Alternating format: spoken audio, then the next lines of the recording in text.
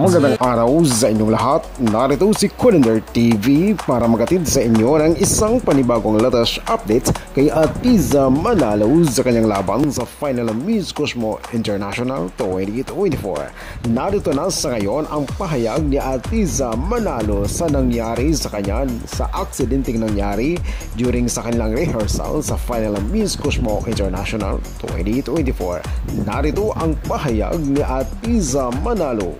Panoorin po natin ang full video. Ako naman si Colander TV. Very sweet.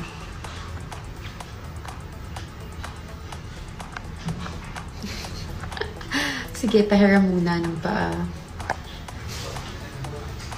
Wala pa, hindi ko pa nakikita si Oyel.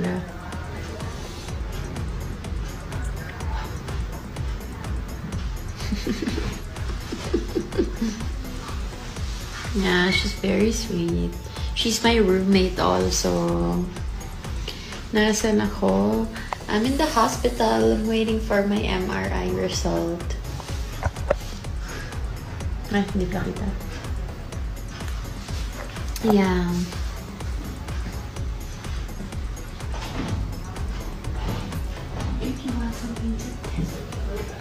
Okay.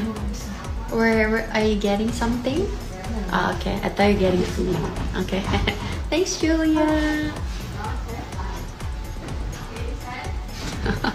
Ang hard niyang masakit si po ang ankle. Ready pa si Yes, thank you. I will try to recover as fast as I can. Hindi na siya masakit. Hindi siya masakit kapag naka-rest siya. Masakit siya kapag tinapak. Kapag tinapak ko siya. Outfit check.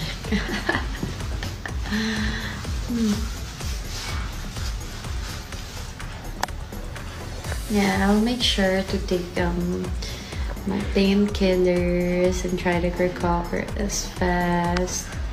And then yeah. Do you have a dress of some kind in the Yes. okay. Send me the picture. Send you a picture? Yes. Why? Because I want to check this first. Oh. Okay. I will send to you. Thank you, Julia. Okay.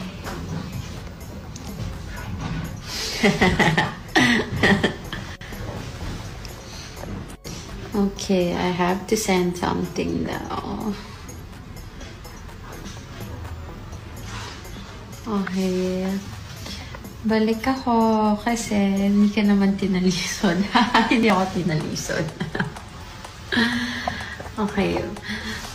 Heels with bondage na may design for finals. Actually, no.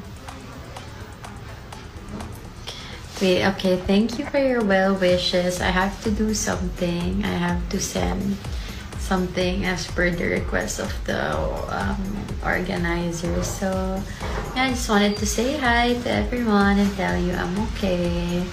I'm recovering very